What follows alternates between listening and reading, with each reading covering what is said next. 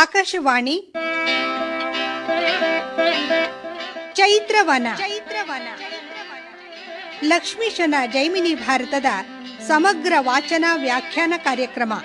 ಪ್ರಸ್ತುತಿ doctor as Shankaranarayana. ಚೈತ್ರವನ ಕಾರ್ಯಕ್ರಮದ ಕೇಳುಗರಿಗೆಲ್ಲ ನಮಸ್ಕಾರಗಳು ಹಾಗೂ ಕಾರ್ಯಕ್ರಮಕ್ಕೆ ಆತ್ಮೀಯವಾದ ಸ್ವಾಗತ. ಪ್ರಿಯ ಕೇಳುಗರೆ, ಇವತ್ತಿನ ಈ ಕಾರ್ಯಕ್ರಮದಲ್ಲಿ ಲಕ್ಷ್ಮೀಶನ ಜೈಮಿನಿ ಭಾರತದ 25ನೆಯ ಸಂಧಿಯ ಕೆಲ ಪದ್ಯಗಳ ವಾಚನ ಹಾಗೂ ವ್ಯಾಖ್ಯಾನವನ್ನು ಕೇಳಲಿದ್ದೀರಿ. ವಾಚನ ಮಾಡಲಿದ್ದಾರೆ ಡಾಕ್ಟರ್ ಮತ್ತೂರು ಎಸ್ ಸನತ್ಕುಮಾರ್. ವ್ಯಾಖ್ಯಾನ ಮಾಡಲಿದ್ದಾರೆ ಡಾಕ್ಟರ್ ಮಹಾಬಲೇಶ್ವರ.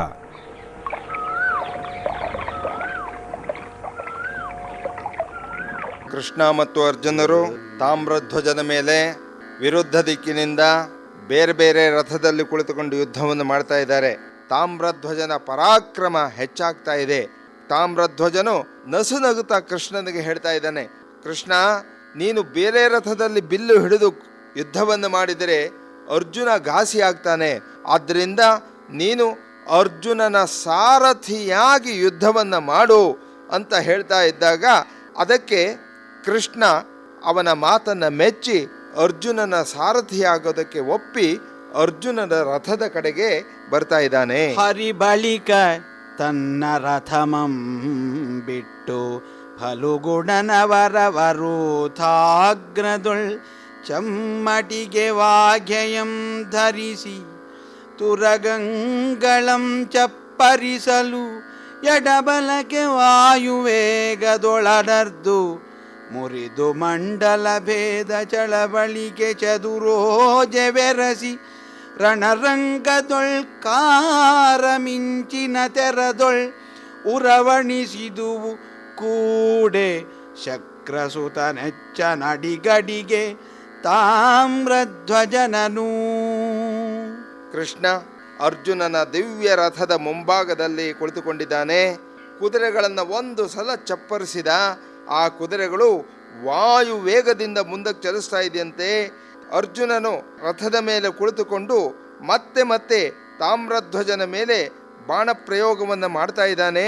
ಹೇಗೆ ಮಾಡ್ತಾ ಇದ್ದಾನೆ ಅಂತ ಹೇಳಿದ್ರೆ ಆ ಕವಿಯ ಚಮತ್ಕಾರದ ಪದ್ಯವನ್ನು ನೋಡಿ.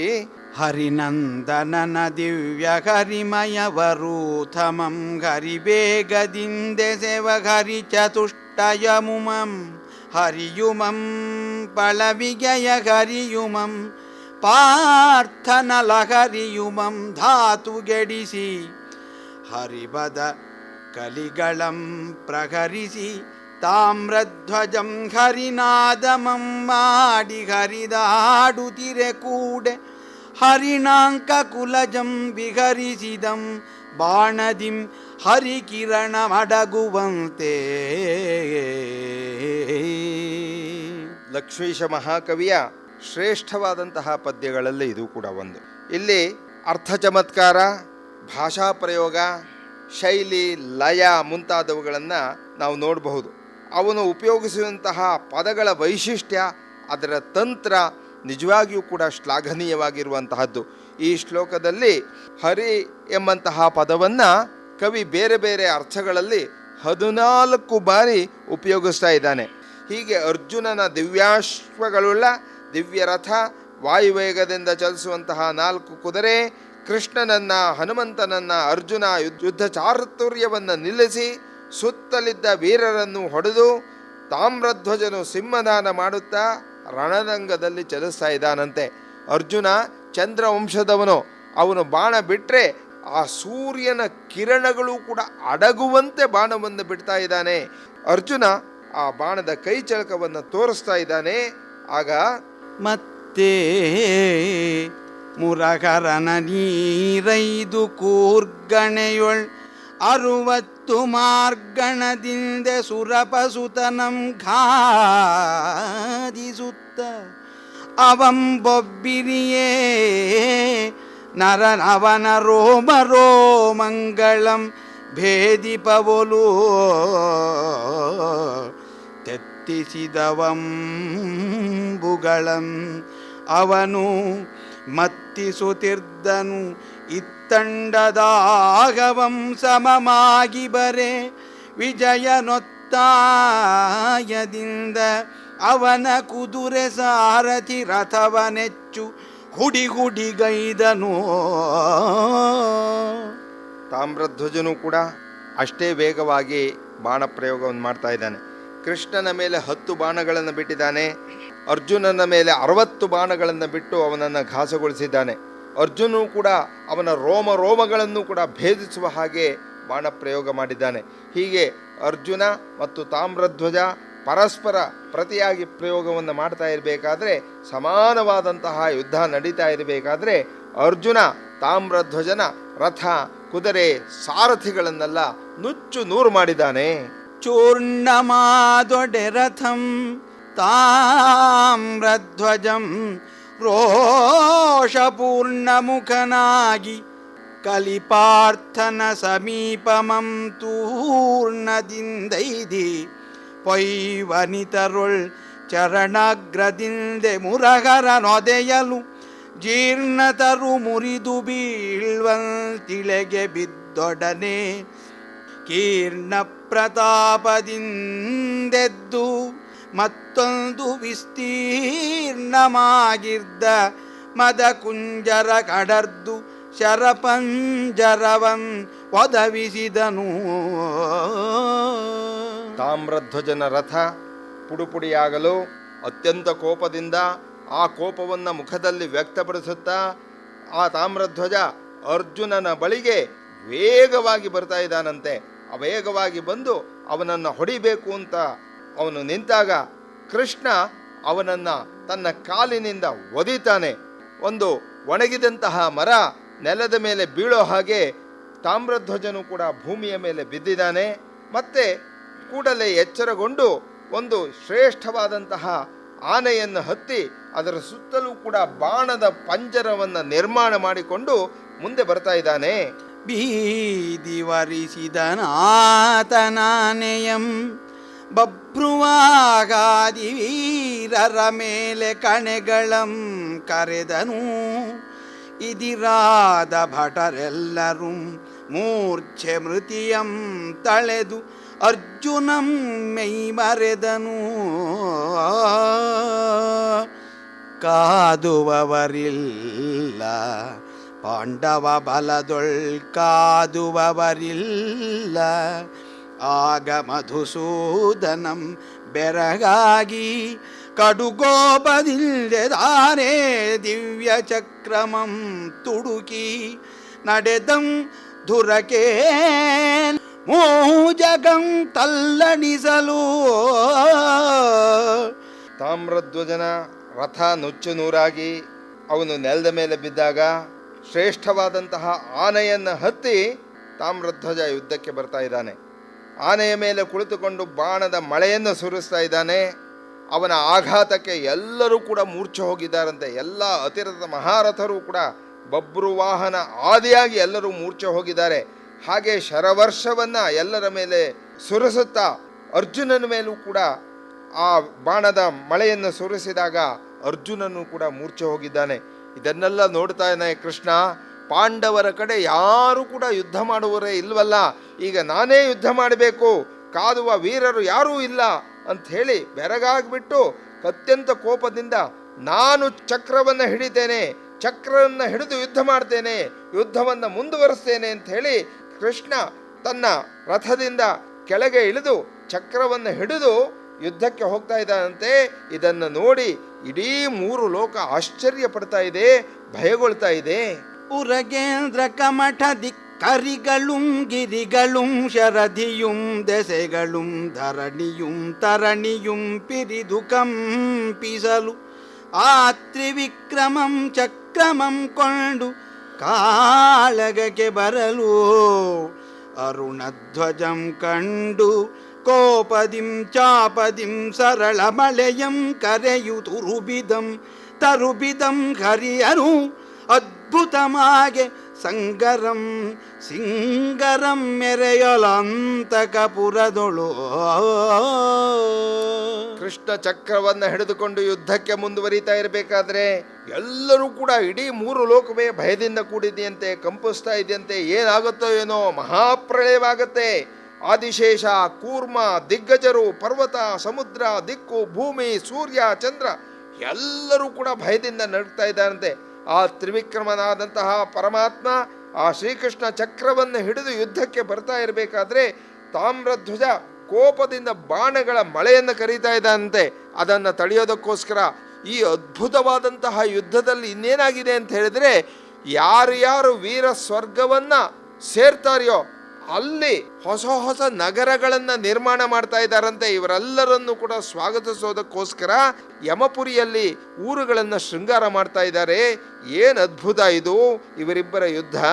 ಕಟ್ಟುಗ್ರ ಕೋಪದಿಂದೈತಪ್ಪ ದಾನವಘರಟ್ಟನಂ ತಡೆದು ತಾಮ್ರಧ್ವಜಂ ಕಾಳೆಗಂ ಗೊಟ್ಟನು ಅಳವಿಗೆ ಸೇರಿದಾತನ ಚತುರ್ಬಲಂ ಸರ್ವಸನ್ನಾಗದಿಂದೇ ಇಟ್ಟಣಿಸಿದಾಗವಂ ಬಳಿಕ ಮುರವೈರಿ ತಿರುಪಿಟ್ಟ ಚಕ್ರದ ಫಲವು ಧಾರೆಗಳ ಸೋಂಕಿನಿನ್ ಥಟ್ಟುಗೆಡೆದುದು ಬಗೆಯ ಪಡೆಯೋಳು ಅಕ್ಷೌಹಿಣಿಯ ಶತಕಂ ಒಂದೇ ಕ್ಷಣದೊಳೋ. ಉಗ್ರವಾದ ಕೋಪದಿಂದ ಬರುತ್ತಾ ಇದ್ದಂತಹ ಕೃಷ್ಣನನ್ನ ತಡೆದು ತಾಮ್ರಧ್ವಜ ಯುದ್ಧವನ್ನು ಮಾಡ್ತಾ ಇದ್ದಾನೆ. ಅವನ ಸೈನ್ಯವೆಲ್ಲ ಅಲ್ಲಿ ಸೇರ್ತಾ ಇದೆಯಂತೆ. ಶ್ರೀಕೃಷ್ಣನು ಕೂಡ ತಿರುಗಿಸಿ ತನ್ನ ಚಕ್ರವನ್ನು ಬಿಡ್ತಾ ಇದ್ದಾನೆ. ಆ ಚಕ್ರದ ಜ್ವಾಲೆಯಿಂದ 100 ಅಕ್ಷೌಹಿಣಿ ಸೈನ್ಯ ಒಂದೇ ಕ್ಷಣದಲ್ಲಿ ಭಸ್ಮವಾಗಿದೆಯಂತೆ. ಈ ಪ್ರಕಾರವಾಗಿ ಘೋರವಾದಂತಹ ಯುದ್ಧ ಇಬ್ಬರ ನಡುವೆ ನಡೀತಾ ಇದೆ. ಪಡೆಮಡಿಯೇ ರೋಷದಿಂದಾಗ ತಾಮ್ರಧ್ವಜಂ ನುಡಿದನು, ಅಸುರಾಂತಕನೊಳ್ ನುಡಿದನು, ಎಲೆದೇವ ಸೈನ್ಯಮಂ ತಡೆಗಡಿದೊಡೇನಗುದು ಹಿಂದೆ ಪಾರ್ಥಂಗಾಗಿ ನಿನ್ನ ಪುಣ್ಯವನಿತ್ತಲ.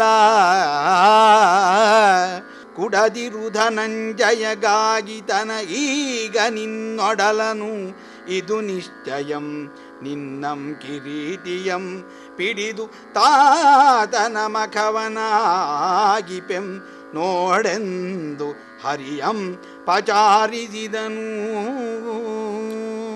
ಕೃಷ್ಣನ ಚಕ್ರದ ಜ್ವಾಲೆಯಿಂದ ತಾಮ್ರಧ್ವಜನ 100 ಅಕ್ಷೌಹಿಣಿ ಸೈನ್ಯ ಒಂದೇ ಕ್ಷಣದಲ್ಲಿ ನೆಲಸಮ ಆಗಿದೆಯಂತೆ.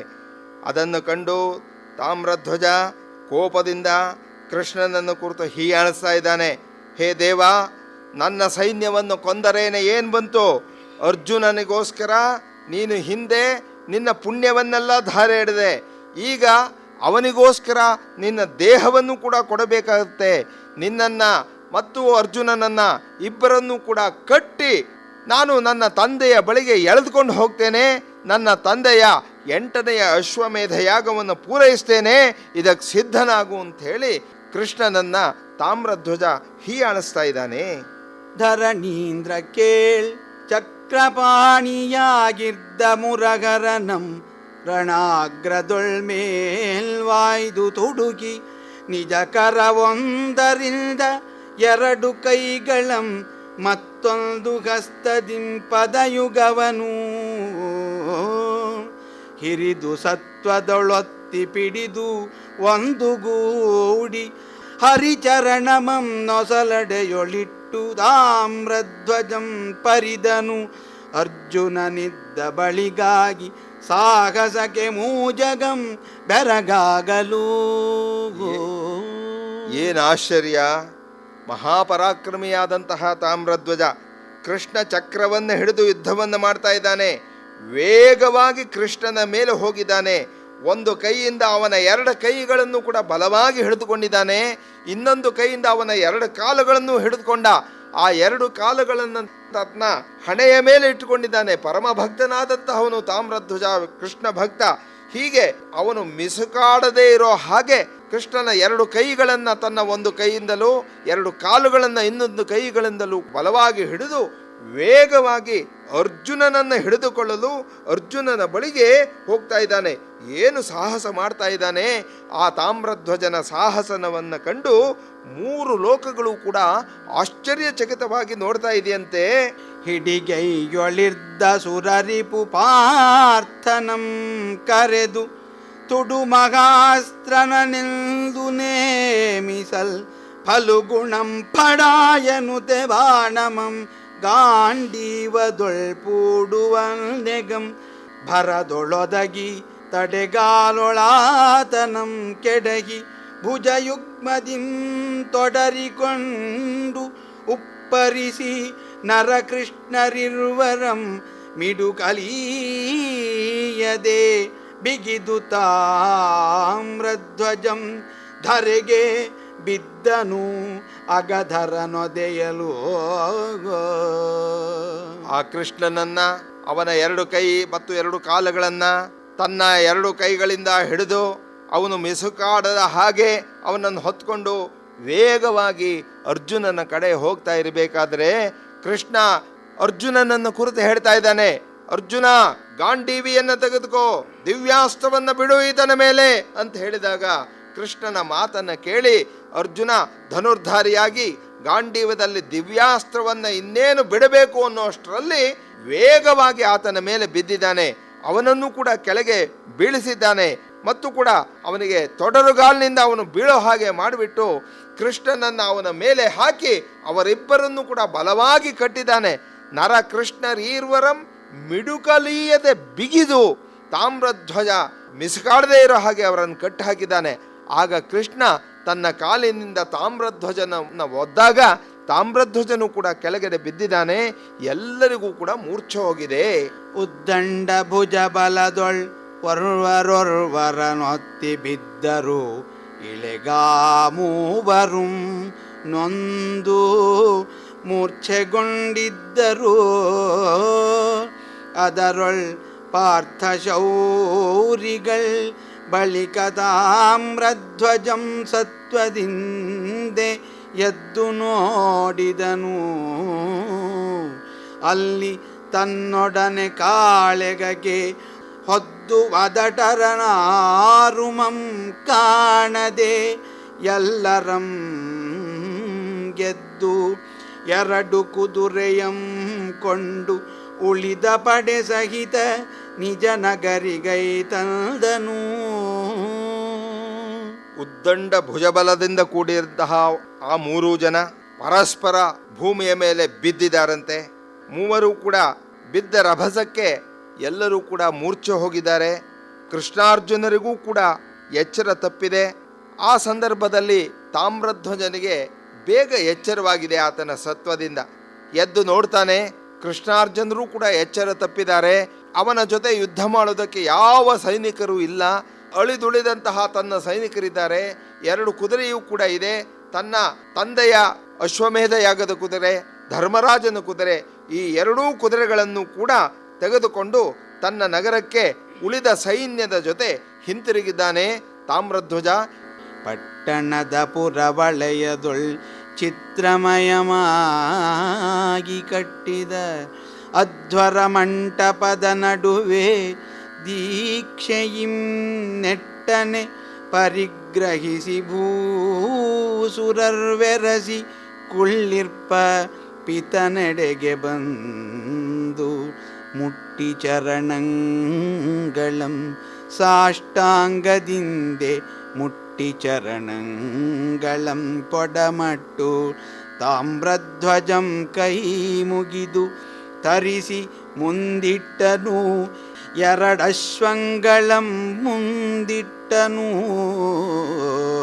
ಬಳಿಕ ಶಿಖಿಕೇತು ನಂದನಂಗಿಂತೆಂದನು.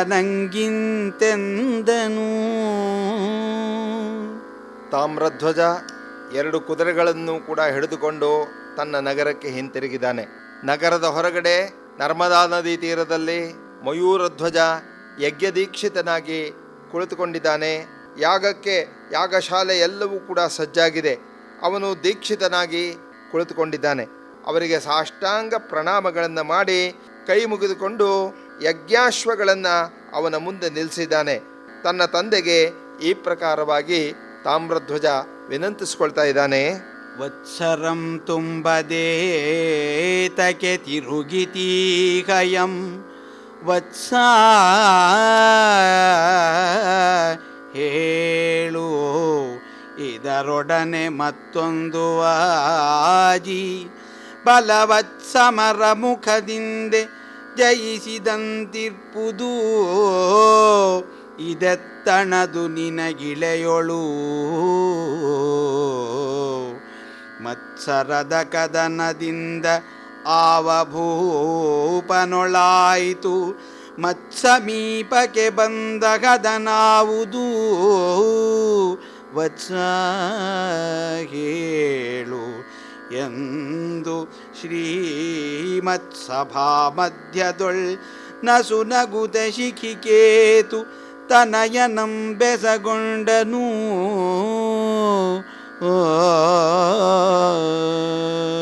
ಮಯೂರಧ್ವಜನ ಬಳಿಗೆ ಬಂದು ತಾಮ್ರಧ್ವಜ ನಮಸ್ಕಾರವನ್ನು ಮಾಡಿ ಆ 2 ಕುದುರೆಗಳನ್ನು ಕೂಡ ನಿಲ್ಲಿಸಿದಾಗ ಮಯೂರಧ್ವಜ ತನ್ನ ಮಗನನ್ನು ಕುರಿತು ಹೇಳ್ತಾ ಇದ್ದಾನೆ, ವತ್ಸ, ಇನ್ನೂ 1 ವರ್ಷ ಕಳೆದಿಲ್ಲ, ಯಾಕೆ ಹಿಂತಿರುಗಿ ಬಂದೆ?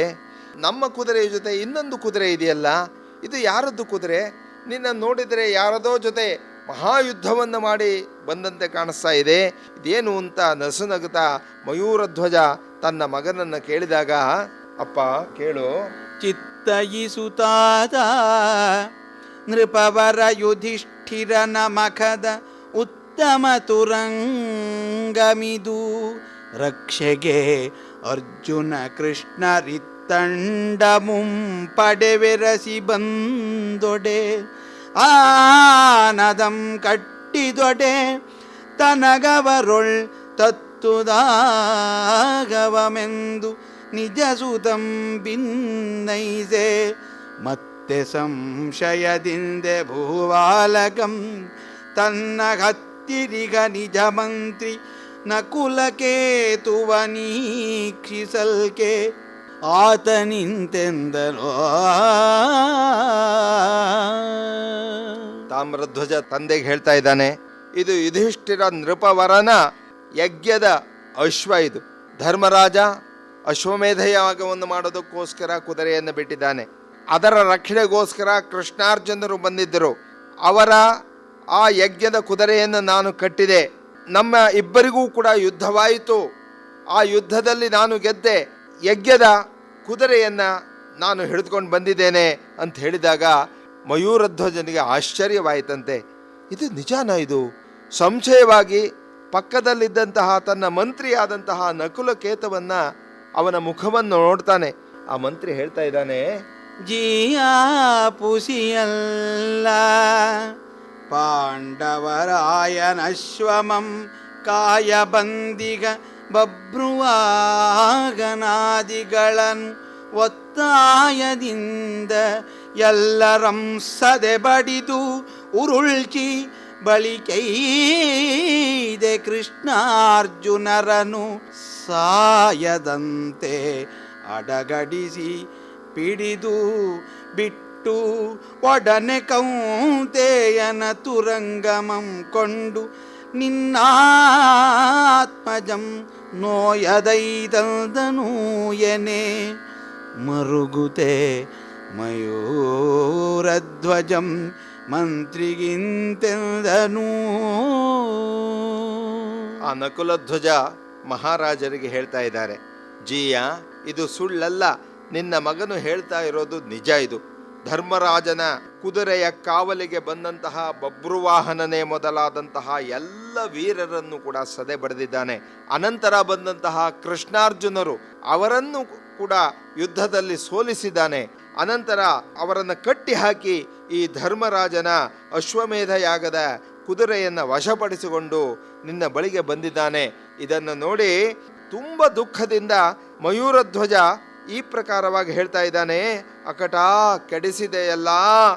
ಅಕಟ ಕೆಡಿಸಿದನಲ ಕಾರ್ಯಮಂ ನಮಗಿದೇತಕ್ಕೆ ಯಜ್ಞಮಿಂದು ನಮಗೀ ಮಗಂ ಪಗೆಯಲ್ದೆ ಸ್ವಕರಸ್ಥನಾದ ಹರಿಯಂ ಬಿಟ್ಟು ಕಟ್ಟಿದಂ ಗರ್ದಭಾಕೃತಿ ಗರಿಯನು ವಿಕಳಮತಿಯಾಗಿರ್ದನೀತನು ಏವೇಳ್ವೆನು ಉತ್ಸುಕದಿಂದ ಮೊಡಗೂಡಿ ಮಂಚದೊಳ್ ಪ್ರಾಣನಾಯಕನಿರಲ್ ಮರೆದೊರಗಿದ ಅಧಮಾಂಗನೆಯವೋಲ್ ಎಂದು ಅವನಿಪಂ ಬಿಸುಸುಯ್ದನು. ತನ್ನ ಮಗನ ಕೃತ್ಯದಿಂದ ಮಯೂರಧ್ವಜನಿಗೆ ಅತ್ಯಂತ ದುಃಖವಾಗಿದೆ. ಇಂತಹ ಕೆಲಸವನ್ನು ಕೆಡಿಸ್ಬಿಟ್ನಲ್ಲಪ್ಪ, ಯಾತಕ್ ಬೇಕು ಇನ್ನು ಯಜ್ಞ? ನಮಗೆ ಮಗನೇ ಶತ್ರುವಾಗಿಬಿಟ್ನಲ್ಲ. ಸಾಕ್ಷಾತ್ ಕೃಷ್ಣ ಸಿಕ್ಕಿದ್ದ, ಆ ಕೃಷ್ಣನನ್ನು ಬಿಟ್ಟು ಈ ಕತ್ತೆ ರೂಪದ ಕುದುರೆಯನ್ನು ತೆಗೆದುಕೊಂಡು ಬಂದ್ಬಿಟ್ನಲ್ಲ. ಅಯ್ಯೋ ಕೆಟ್ಟೆ ನಾನು, ಇವನಿಗೆ ಬುದ್ಧಿ ಸರಿಯಾಗಿಲ್ಲ. ಇದರಿಂದ ಕೃಷ್ಣನ ಸಾಕ್ಷಾತ್ಕಾರವಾಗ್ತಿತ್ತು. ಮಂಚದಲ್ಲಿ ಒಡಗೂಡಬೇಕು ಅಂತ ಆಶಯದಿಂದ ಕೂಡಿರುವಂತಹ ಪತಿಯನ್ನು ಮರೆತು ನಿದ್ರೆ ಮಾಡುವ ಆ ಅಧಮಾಂಗನೆಯನ್ನು ಆಸೆ ಪಟ್ಟಂತೆ ಇವನು ಕೃತ್ಯ ಆಯ್ತಲ್ಲ, ಏನ್ ಮಾಡಲಿ ಅಂತ ಮರುಗ್ತಾ ಇದ್ದಾನೆ ಮಯೂರಧ್ವಜ. ಮತ್ತೆ ಸುತನಂ ನೋಡಿ ಬೈದನು ಎಲವೋ ಪೋಗತ್ತ ನಿನ್ನಮ್ಮಾಳ್ಪುದೇನು ಅಮಲ ತುಳಸಿಯಂ ದುತ್ತಿ ಬಿಡಿದು ಅಬ್ಜಮಂ ಮಾಣುತ ಉತ್ತರದ ಕುಸುಮದ ತೊಡವುಗಟ್ಟುವಂತೆ ಉತ್ತಮವಿದೆಂದು ಕೃಷ್ಣಾರ್ಜುನರ ಬಿಟ್ಟು ತಂದಿತ್ತೇ ತುರಂಗಗಳಂ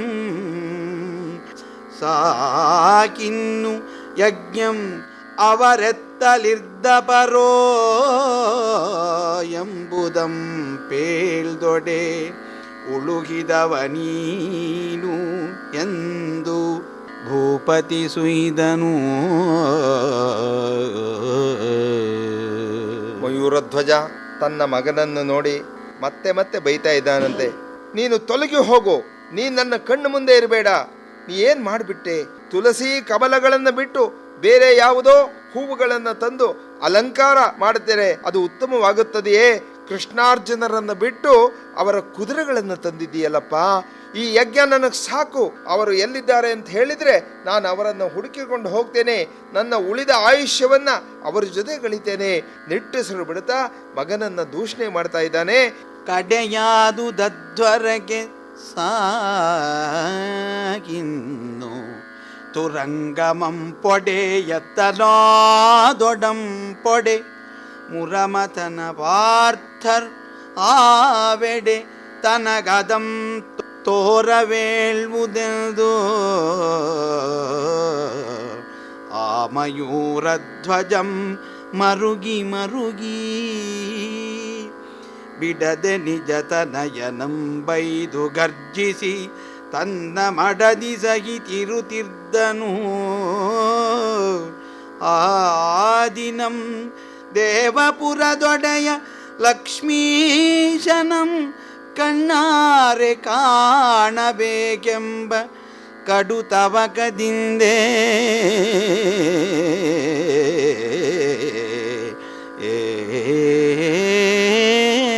ತಾಮ್ರಧ್ವಜನ ಕೃತ್ಯದಿಂದ ಮಯೂರಧ್ವಜನಿಗೆ ಅತ್ಯಂತ ದುಃಖವಾಗಿದೆ. ಇನ್ನು ಯಜ್ಞ ಸಾಕು, ಈ ಕುದುರೆಯನ್ನು ನೀನು ಎಲ್ಲಿಗಾದರೂ ಕೂಡ ಹೊಡ್ಕೊಂಡು ಹೋಗು. ಕೃಷ್ಣಾರ್ಜುನರು ಎಲ್ಲಿದ್ದಾರೆ ಹೇಳು, ಅವರನ್ನು ತೋರಿಸು.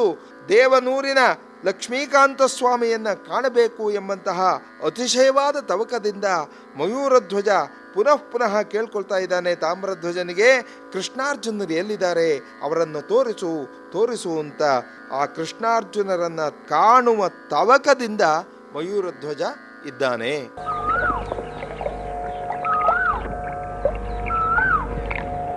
ಇದುವರೆಗೆ ಲಕ್ಷ್ಮೀಶನ ಜೈಮಿನಿ ಭಾರತದ 25ನೆಯ ಸಂಧಿಯ ಕೆಲ ಪದ್ಯಗಳ ವಾಚನ ಹಾಗೂ ವ್ಯಾಖ್ಯಾನವನ್ನು ಕೇಳಿದಿರಿ.